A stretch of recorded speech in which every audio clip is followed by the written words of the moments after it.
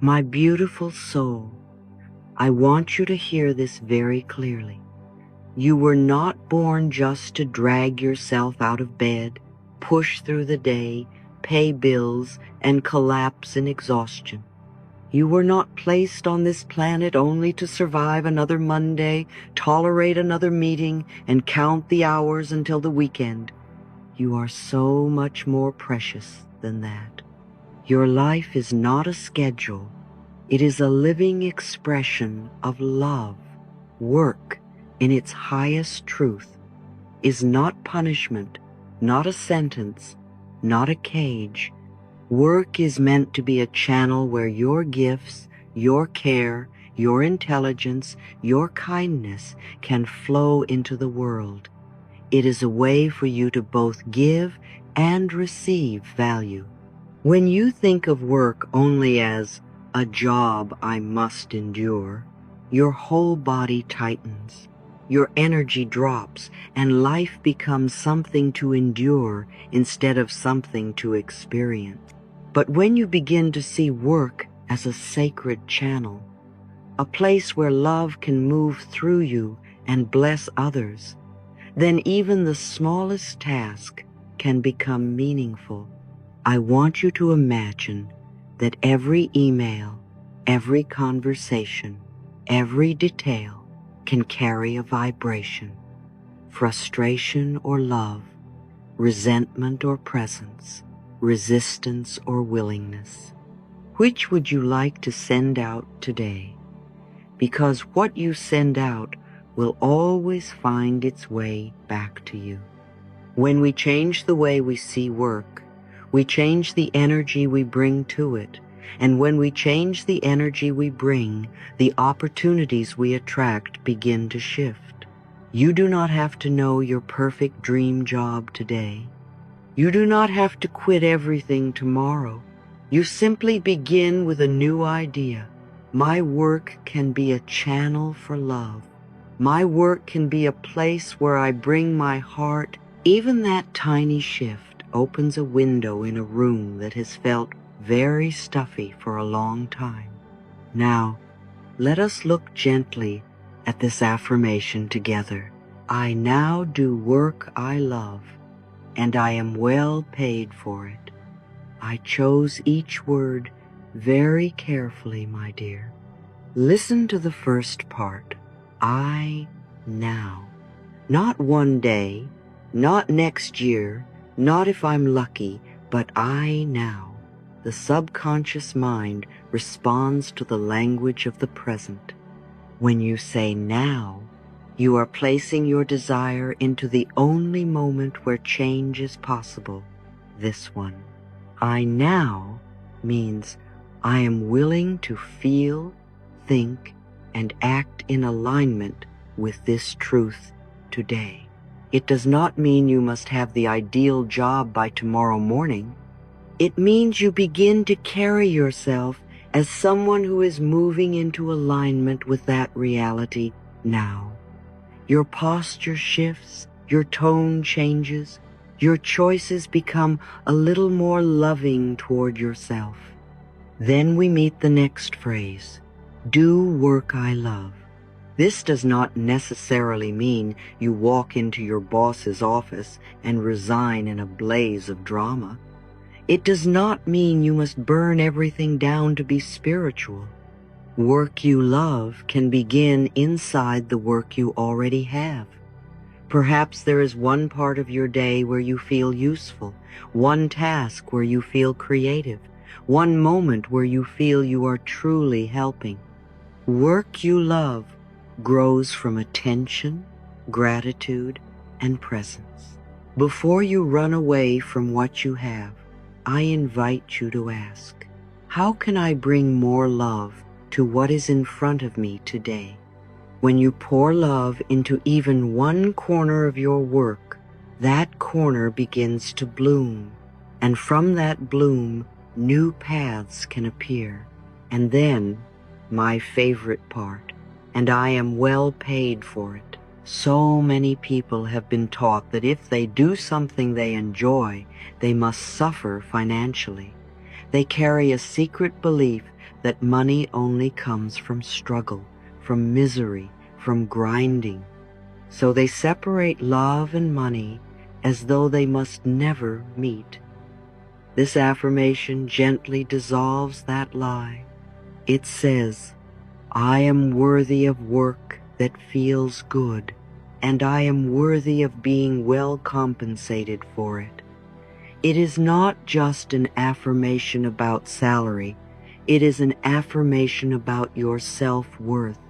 It is a declaration that you deserve to be supported by life when you show up with your heart.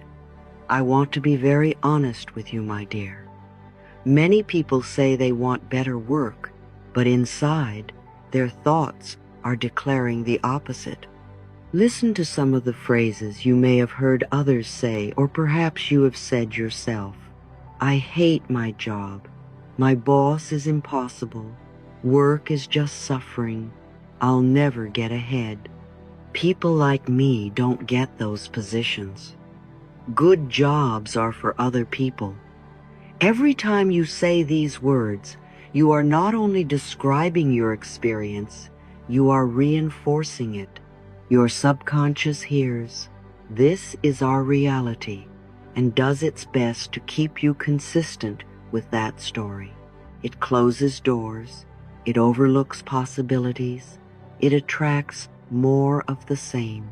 This is not because you are bad or stupid or lazy. It is simply because the mind is loyal to its beliefs. If you deeply believe, to make money, I must suffer, then even when a lighter opportunity appears, you may not recognize it or trust it. If you secretly believe, I can only go this far, you will find ways to sabotage anything beyond that limit. These beliefs are not your essence. They are old teachings, family stories, societal habits that you have absorbed. They sound like your voice, but they are not your truth. So before we rush to change your job on the outside, I want us to change your job story on the inside. I want you to become curious. What do I really believe about work? What do I truly believe about money? What do I say about my boss, my colleagues, my future? When I think about my career, do I feel hopeful or tight? This is not about judging yourself. It is about meeting the beliefs that have been quietly steering your life. You cannot repaint a wall you refuse to look at. You cannot heal a belief you never name.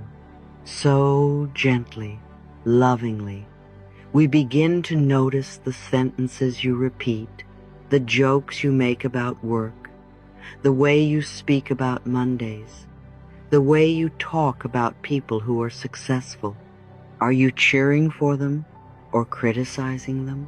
Because how you speak about others' success reveals what you believe is possible for you. Let us begin to introduce a different inner language. Slowly, kindly. We are not going to pretend that everything is perfect if it feels far from that. But we can begin to say, I am willing to see my work differently. I am willing to believe that better opportunities exist for me. I am willing to trust that I can do work I love and be well paid for it. Do you hear that word again? Willing. You do not have to leap into full belief today. You only need to be willing. Willingness opens a little crack in the old wall, and through that crack, light can begin to enter. When you are tempted to say, I hate my job, try to soften it. Right now, I feel unhappy at work, and I am willing to move towards something better. When you want to say, work is just suffering, you can gently choose instead, I am learning to create a different experience of work. I am open to the idea that work can feel lighter. This is not about denying your feelings. It is about guiding them. Remember, my love, your mind is always listening. Your words are seeds, and your life is the garden. Do you want to plant more weeds of resentment, or do you want to seed possibilities of joy and abundance? Every time you say, I now do work I love, and I am well paid for it, you are planting a new kind of seed. At first, the soil may feel hard. The old roots of I'm stuck and nothing will change may seem very strong, but with repetition, with patience, with a little daily attention, the new seeds will take root. You may find yourself drawn to learn something new. You may notice a posting you would have scrolled past before. You may feel a nudge to speak up, to share an idea, to ask a question, to polish your skills. These are not accidents. They are responses to your new inner story. So, my beautiful soul, I invite you into a simple, loving practice. Each day, even if only for a minute, place your hand on your heart and say slowly, I now do work I love, and I am well paid for it. Feel where the words land in your body. Do they feel comfortable, or do they bump into old fears? If fear arises, do not push it away. Just whisper, I hear you, and I am still willing to choose a new belief. Then ask yourself one gentle question.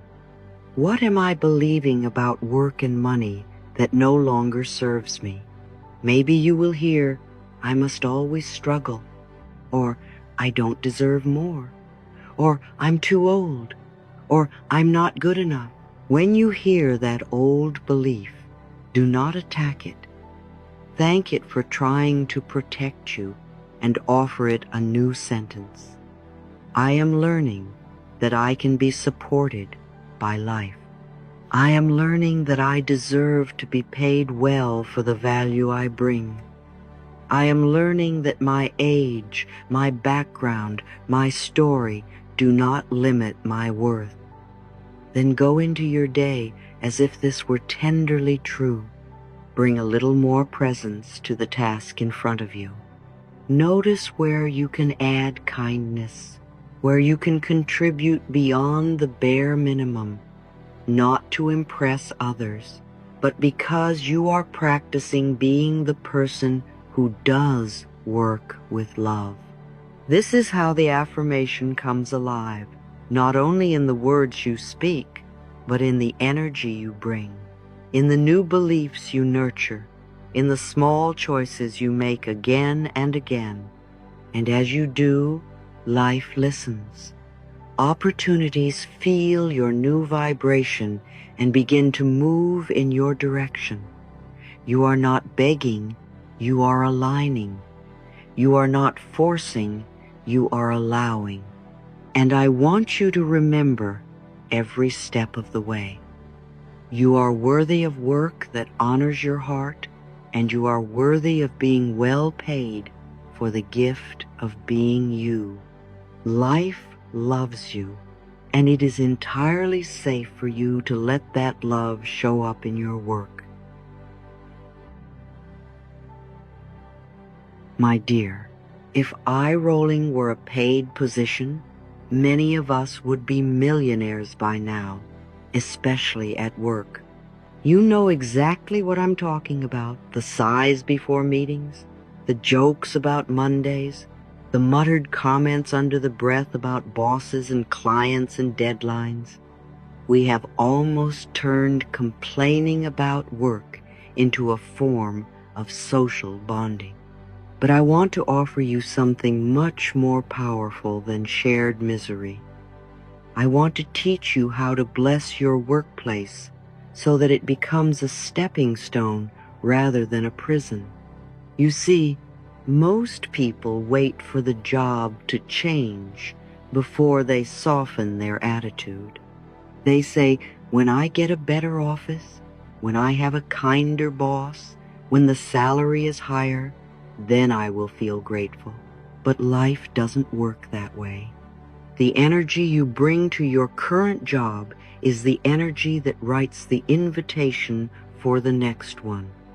If you send out resentment, you call in more situations that mirror resentment. If you send out blessing, you call in more situations that mirror blessing. So let us begin where you are. Right now, imagine your workplace in your mind. See your boss, your coworkers, the clients, the computer, the desk, the building, and instead of criticizing, simply say quietly inside, I bless this place. I bless the people here. I bless the work that flows through my hands.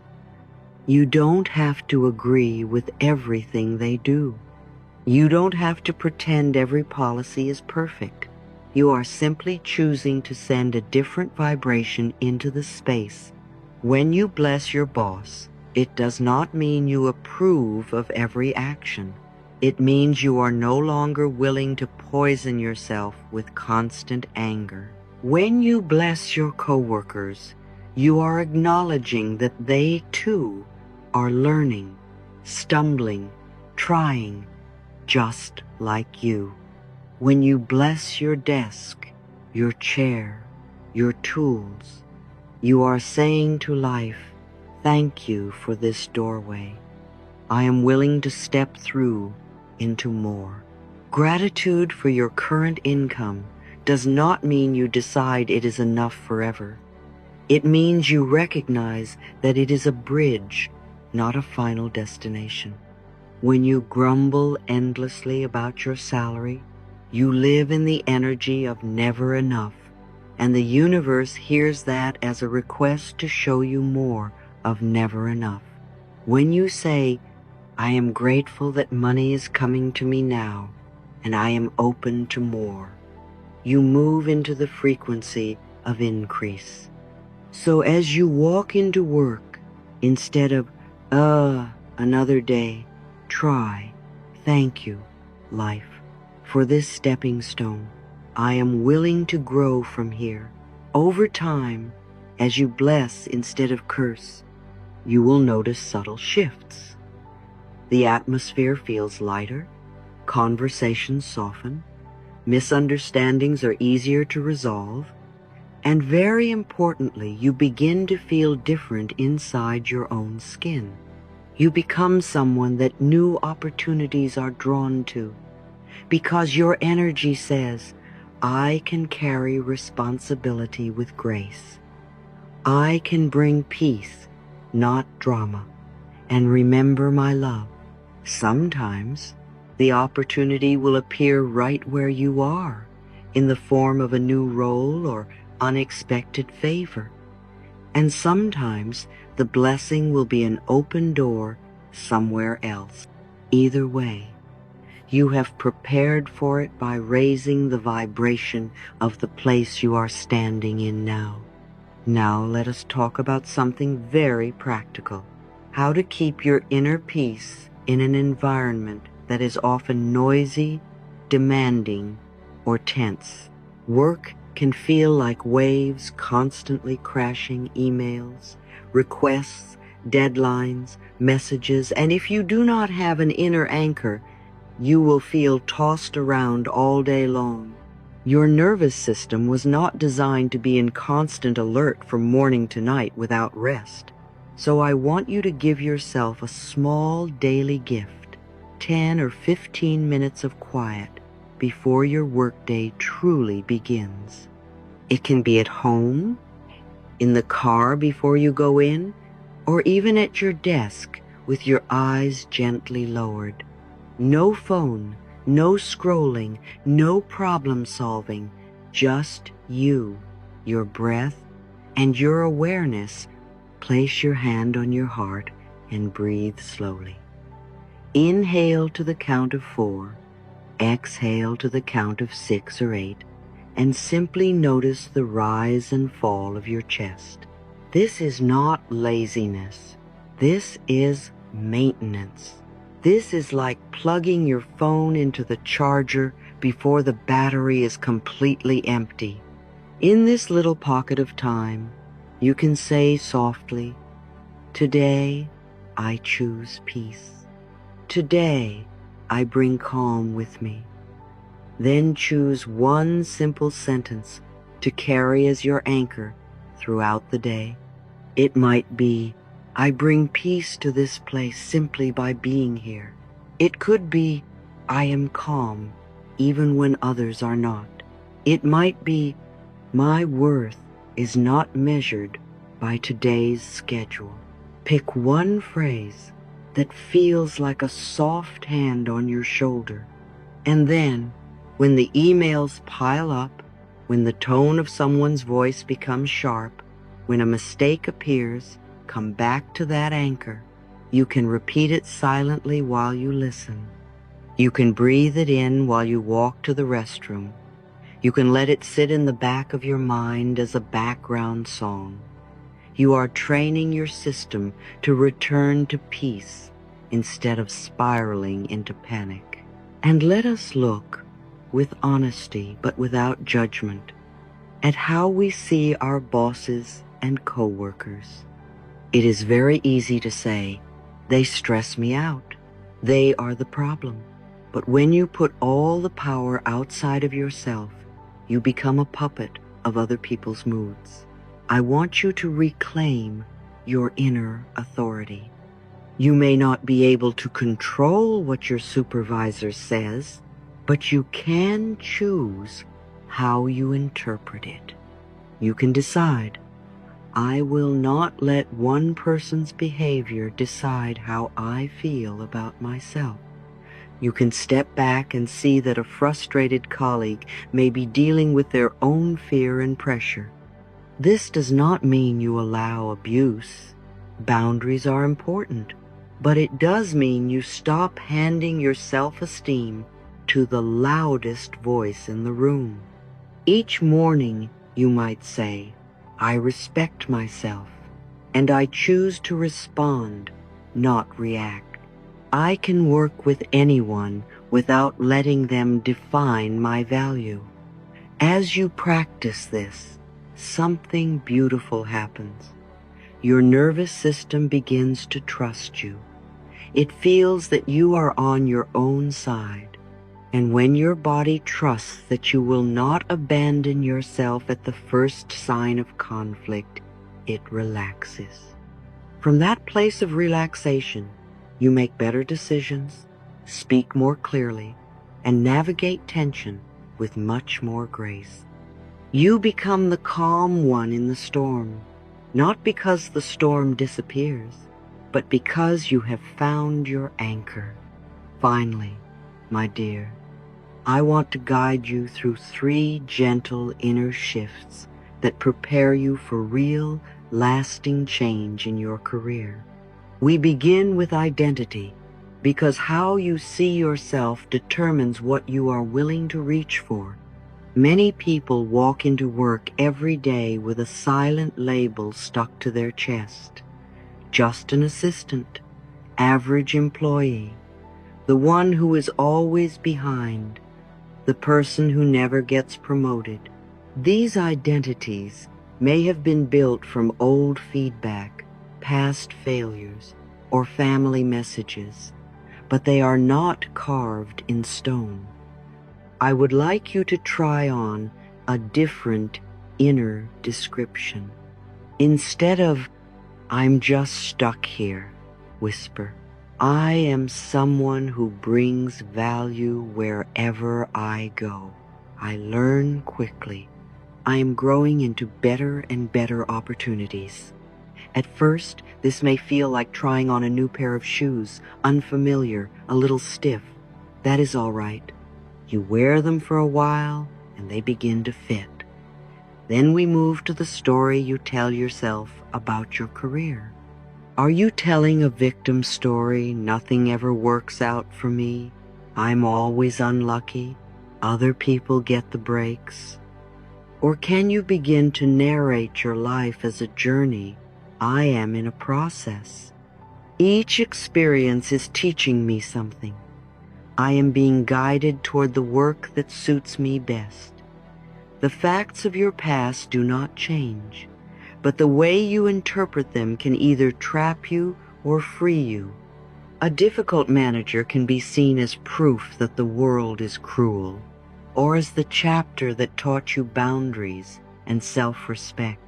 A job that ended can be seen as a punishment, or as the necessary closing that freed your hands for something new.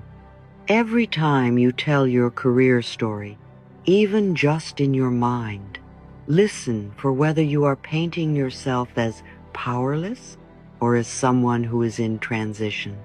And then the third layer, habits, the small, tangible behaviors that demonstrate your new beliefs. You can declare, I am valuable all day long, but your mind will believe it much more quickly if it sees you acting like it. That might mean dedicating 15 or 30 minutes a day to learning something that stretches you, a new tool, a language, a skill that aligns with the direction you wish to go. It might mean offering to help on a project that lets you grow, not in a way that burns you out, but that signals, I am willing to step into more. It might be as simple as changing the way you arrive at work, from dreading and dragging your feet to walking in with a neutral or even gently positive energy. I am here. I am present.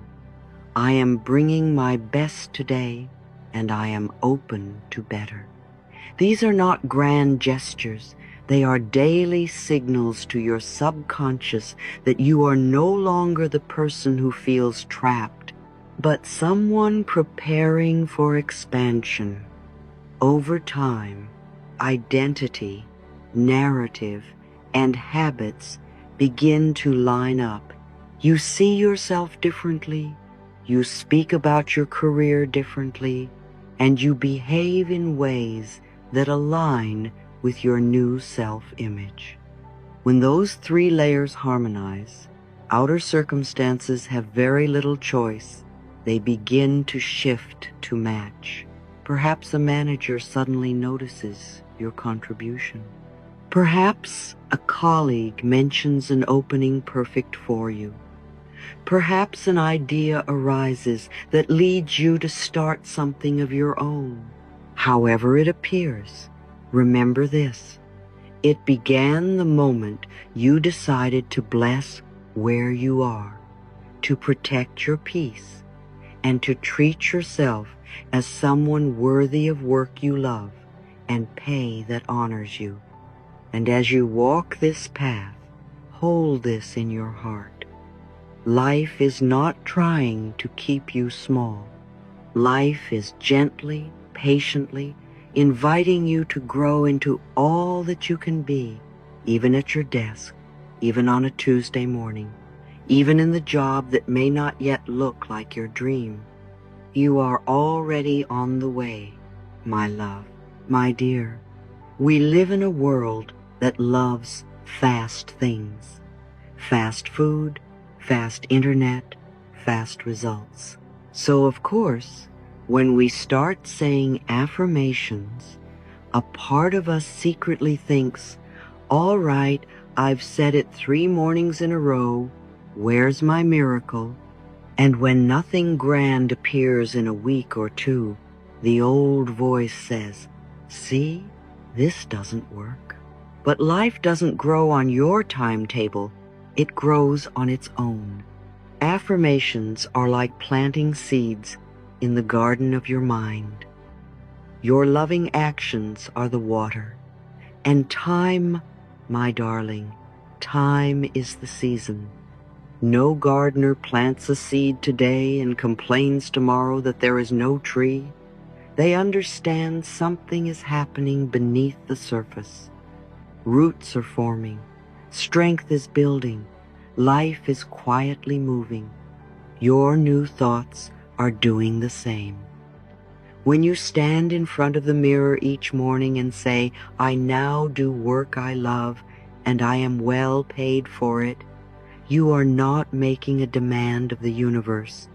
You are gently training your own consciousness to accept a new truth. You will not always feel it at first. Some days you will say the words and your mind will argue back. That is all right.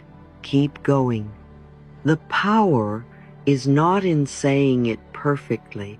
The power is in staying with it kindly. Consistency is your friend. Repeat it when you get dressed, on your way to work, when you feel discouraged, not as a machine, but as a lover of your own life. Let yourself pause for a moment and feel what it might be like if this were true. Let one cell, one breath, one corner of your heart taste it. That feeling, even if it is fragile, is like sunshine for the seed. There is always a little gap between "I am learning to believe something new" and "my life fully reflects this belief." That gap is practice time. It is the gym for your faith muscles. This is exactly when most people quit, and this is exactly when I want you to stay. When nothing seems to be moving, when the office looks the same, when the paycheck still feels small, you can tell yourself, "I am in the in-between. This is where I train my mind. This is where I show I am serious." You are not being punished. You are being strengthened. So how do you live in that in-between? You begin to walk through your day as if love already had an important place in your work. Imagine, just for a moment, that you are being paid not only in money, but in love and appreciation as well. How would you carry yourself if you believed that? Would you speak more gently to yourself when you make a mistake? Would you sit a little taller in your chair? Would you bring a softer tone to the people around you? You see, many people are waiting for the job to change before they change the way they treat themselves. They say, "When I finally get that better position, then I'll take care of myself. Then I'll respect my time. Then I'll relax." But the inner shift must come first. Begin now to behave like someone whose work is worthy of respect, even if the outer form is not yet perfect. Take your lunch break as a real pause, not just scrolling and worrying. Breathe before you answer the stressful email. Speak to yourself in the restroom mirror and say, "You're doing beautifully. I'm proud of you for showing up." These small acts are you paying yourself in love. As you do this, the old spell, work equals suffering, begins to crack. You start to experience your job as a place where you can practice kindness, where you can offer value, where you can grow. The tasks may not change overnight, but the atmosphere inside your own mind becomes lighter. And when you carry that light, life notices. Doors open more easily for someone who already walks as if they belong in good places. So let us gently gather everything we have explored and tuck it into one clear intention. You are releasing the old curse that says, "To earn money, I must be miserable." You are allowing the idea that your work can be a channel of love and value, both given and received.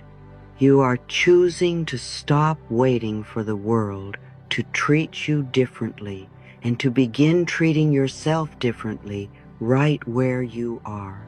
And now, together, we seal this with an affirmation. Say it with me, softly but with sincerity. I now do work I love, and I am well paid for it. Let it land. And again, a little deeper this time. I now do work I love, and I am well paid for it. And now add this key.